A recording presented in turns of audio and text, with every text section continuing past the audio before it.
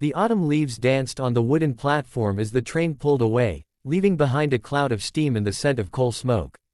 Clara stood alone with her single worn suitcase, watching the locomotive disappear around the bend. The small frontier town of Millbrook stretched before her, a collection of weathered buildings nestled between rolling hills painted gold and crimson by the season. She smoothed her simple brown dress and adjusted her bonnet, trying to calm the butterflies that had taken residence in her stomach during the 3-day journey west. At 25, Clara had never imagined she would answer an advertisement for a mail-order bride. But life had a way of leading people down unexpected paths. The letters had been kind enough. Thomas McKenna had written about his small ranch, his need for a companion, and his desire for a quiet life away from the chaos of the growing cities. He had mentioned practical matters, cooking, cleaning, tending a garden. Nothing about love or romance. Clara had appreciated his honesty. She wasn't looking for fairy tales either.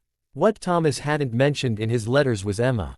Clara first noticed the little girl peeking around the corner of the general store, watching her with curious brown eyes. The child looked to be about 6 years old, with tangled blonde hair and a dress that had seen better days. She clutched a small rag doll against her chest and seemed to be studying Clara with the intensity of someone much older. "You must be Clara," came a deep voice from behind her. She turned to see a tall man approaching, his hat pulled low over his eyes. Thomas McKenna was broader than she had imagined, with calloused hands and the kind of weathered face that spoke of long days under the sun. He wasn't handsome in a conventional way, but there was something solid about him, something dependable. "Mr. McKenna," Clara said, offering a small curtsy. "Thank you for meeting me." Thomas nodded and reached for her suitcase. Train was on time. That's something to be grateful for. His voice was quiet, almost shy. "I hope the journey wasn't too difficult." "Not at all," Clara replied, though in truth, the long hours had given her plenty of time to wonder if she was making a terrible mistake. She glanced toward the general store, but the little girl had disappeared. As they walked toward Thomas's wagon, Clara noticed how the townspeople watched them with barely concealed curiosity. A few women whispered behind their hands, and she felt heat rise to her cheeks. Being a mail-order bride carried a certain stigma, she knew.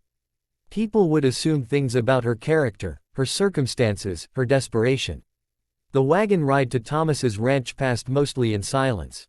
The countryside was beautiful, with vast fields bordered by wooden fences and distant mountains that seemed to touch the sky.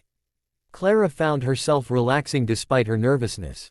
This land had a peaceful quality that the crowded boarding house back east had never possessed. Thomas's house was smaller than she had expected but well maintained. It sat on a gentle rise overlooking a creek, with a barn and several outbuildings scattered nearby. Smoke curled from the chimney, and chickens pecked in the yard. It looked like a home, something Clara hadn't had in years. "I'll show you to your room," Thomas said, carrying her suitcase up the front steps. "I fixed up the spare bedroom. Thought you might want your own space, at least for now." Clara was grateful for his consideration. So many men would have expected other arrangements. "That's very thoughtful of you." Inside, the house was clean but sparse. A kitchen with a large wooden table, a sitting room with 2 simple chairs near the fireplace, and a narrow staircase leading to the second floor. Thomas led her upstairs to a small bedroom with a window overlooking the creek. Someone had placed wildflowers in a jar on the dresser. "I'll let you get settled," Thomas said, setting down her suitcase. "Supper's usually around 6. Nothing fancy." After he left, Clara sat on the edge of the bed and looked around her new home. The room was comfortable enough, but she felt like an intruder, an outsider trying to fit into someone else's life. She had left everything familiar behind for this chance at a new beginning, but now she wondered if she would ever truly belong here. Over the next few days, Clara tried to find her place in Thomas's quiet routine. She cooked meals and tended the vegetable garden. She mended clothes and fed the chickens. Thomas was polite but distant, treating her more like a hired helper than a potential wife. They spoke of practical matters, the weather, the harvest, the needs of the ranch, but never of deeper things. It was during her 3rd day that Clara saw the little girl again.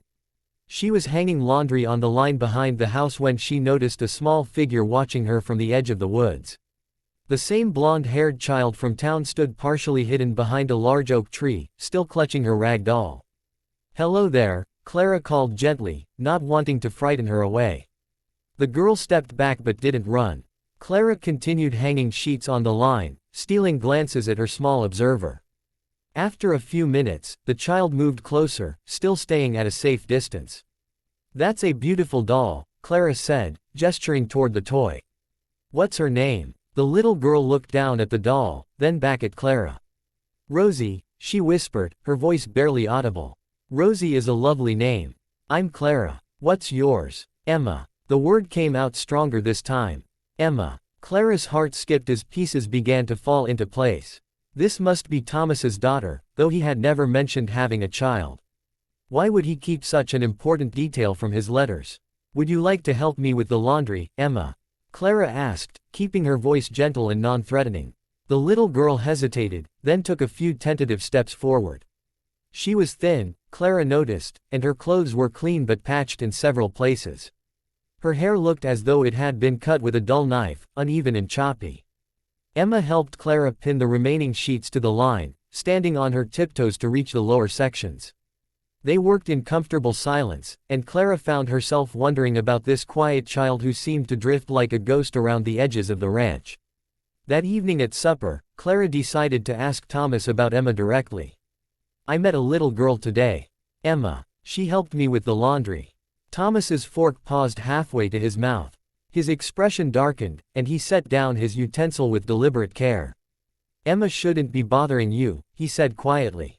"I'll speak to her. She wasn't bothering me at all. She was very helpful." Clara studied Thomas's face, trying to understand his reaction. "She seems like a sweet child."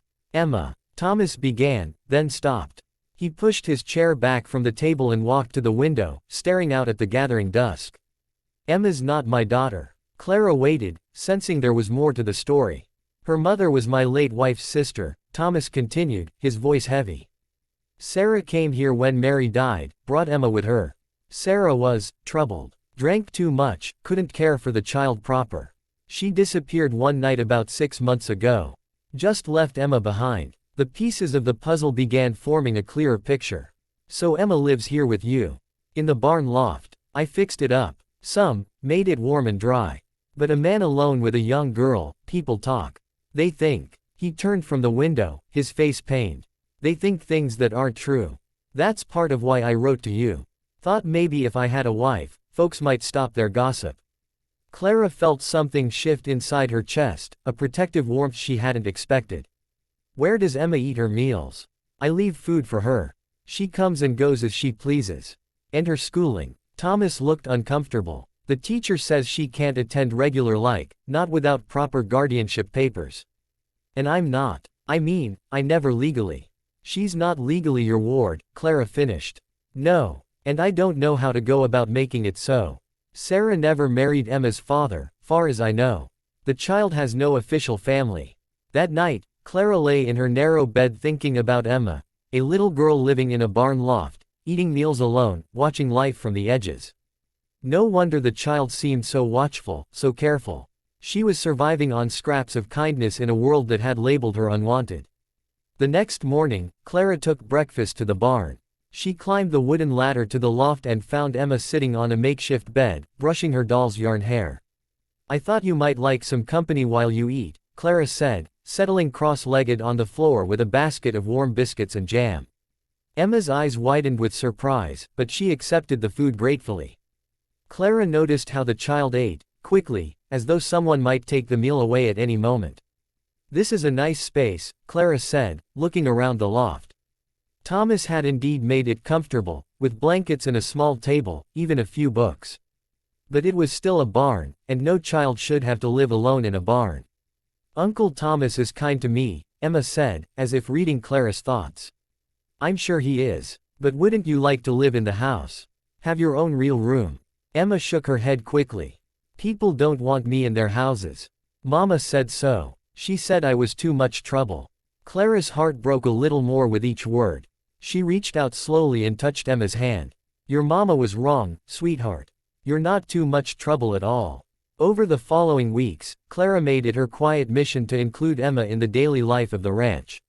She invited the child to help with cooking, taught her to read from the few books in the house, and gradually coaxed her to stay closer to the main house during the day. Thomas watched these interactions with a mixture of gratitude and uncertainty. Clara could see he cared for Emma deeply but felt constrained by convention and his own insecurities about raising a child. The change came on a rainy October evening. Clara was mending socks by the fire when she heard a soft knock at the kitchen door. She opened it to find Emma standing in the drizzle, shivering and clutching her doll. "The roof is leaking," Emma said in a small voice. "Everything's getting wet." Without hesitation, Clara wrapped the child in a warm blanket and led her to the sitting room. Thomas looked up from his ledger book, his expression unreadable. "Emma's going to stay inside tonight," Clara announced, her tone leaving no room for argument. "The barn roof needs repair." Thomas nodded slowly. "I'll fix it tomorrow." Clara made up a bed for Emma on the sofa near the fireplace. As she tucked the blankets around the little girl, Emma reached up and touched Clara's cheek with one small hand. "Miss Clara," Emma whispered, "can you be my mommy?" The question hung in the air like a prayer. Clara felt tears spring to her eyes as she looked down at this brave, beautiful child who had known too much abandonment in her short life. "I would like that very much," Clara whispered back. From across the room came the soft creak of Thomas's chair as he stood and walked over to them. He knelt down beside the sofa and gently smoothed Emma's hair. "How would you like to have your own room upstairs?"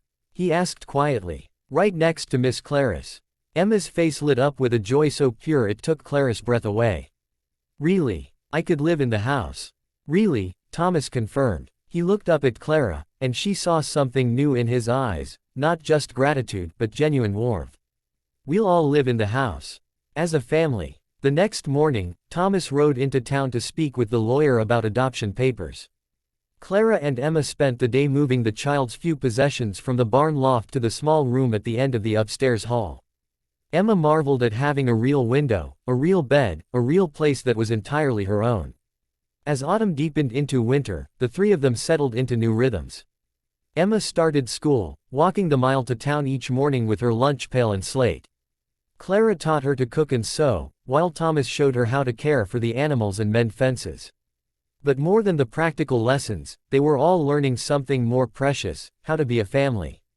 Thomas began staying at the supper table longer, sharing stories of his day and asking about theirs. Clara found herself laughing at his dry humor and appreciating his steady presence. And Emma bloomed like a flower finally given proper soil and sunlight.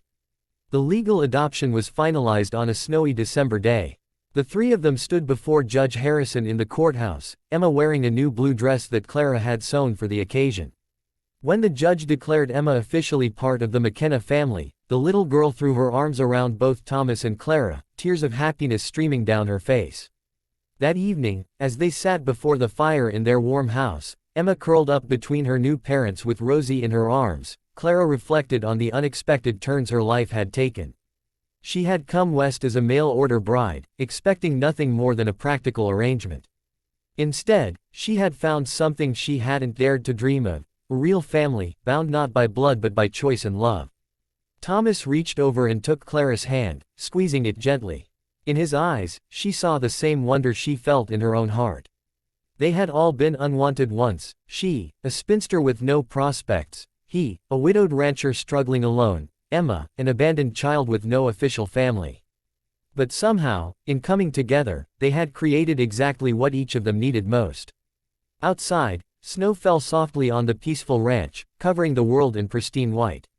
Inside, a family sat together in the warm glow of firelight, complete at last.